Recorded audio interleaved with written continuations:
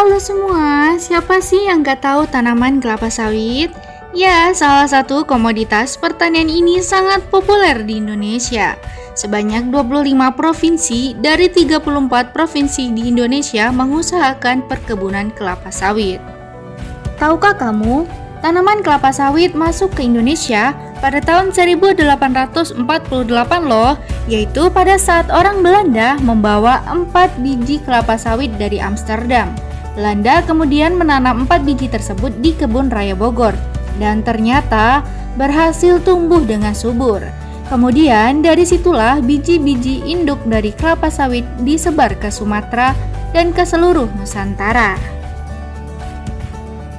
Nah, teman-teman juga harus tahu nih, perkembangan luas lahan kelapa sawit selama 40 tahun terakhir yang sangat signifikan. Pada tahun 1980, luas lahan kelapa sawit hanya mencapai 0,29 juta hektar. Nah, di tahun 2020 telah mencapai 14,8 juta hektar atau mengalami kenaikan sebesar 1.451%. Begitu juga dengan produksi kelapa sawit. Produksi CPO meningkat dari 0,72 juta ton menjadi 48,3 juta ton atau meningkat sebesar 4.758%. Nah, keren banget kan teman-teman? Oh iya, saat ini Indonesia menjadi raja sawit dunia loh.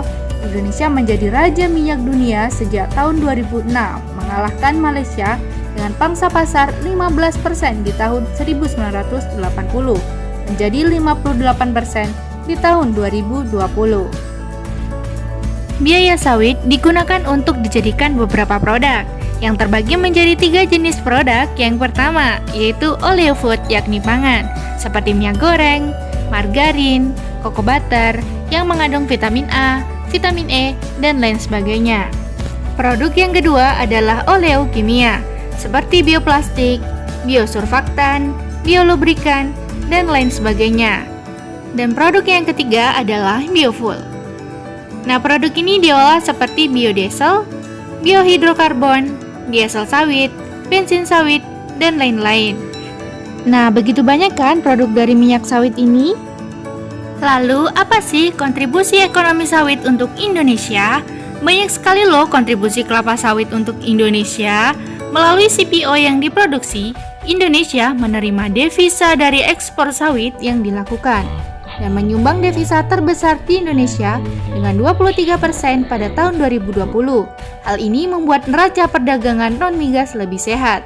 Adanya ekspor kelapa sawit juga turut menyumbang penerimaan PDB Indonesia sebesar 3,50% dari total PDB Indonesia.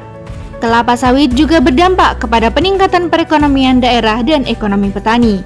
PDRB sentra sawit lebih tinggi jika dibandingkan dengan PDRB non-sentra sawit. Selain meningkatkan pendapatan petani, sawit juga membangun daerah pelosok menjadi sentra pertumbuhan baru yang pasti dapat menciptakan kemandirian energi melalui biodiesel, sehingga menghemat devisa dan berdampak positif terhadap lingkungan Indonesia. Selain manfaat secara ekonomi, adanya sawit juga berdampak pada sosial kita loh. Industri kelapa sawit mampu menyerap sedikitnya 16 juta tenaga kerja. Tenaga kerja langsung sebesar 4,2 juta dan pekerja tidak langsung sebesar 12 juta orang. Nah, dengan adanya perkebunan kelapa sawit juga menurunkan angka kemiskinan hingga 32,24%. Oh iya, di beberapa perkebunan kelapa sawit milik negara melalui PT PN 4 juga membangun rumah sakit dan sekolah loh. Hal ini untuk meningkatkan kesehatan pekerja dan terjaminnya pendidikan masyarakat umum maupun karyawan perkebunan sawit. Nah, banyak banget kan manfaat dari perkebunan kelapa sawit? Yuk ikut serta membantu perekonomian dengan bertanam kelapa sawit.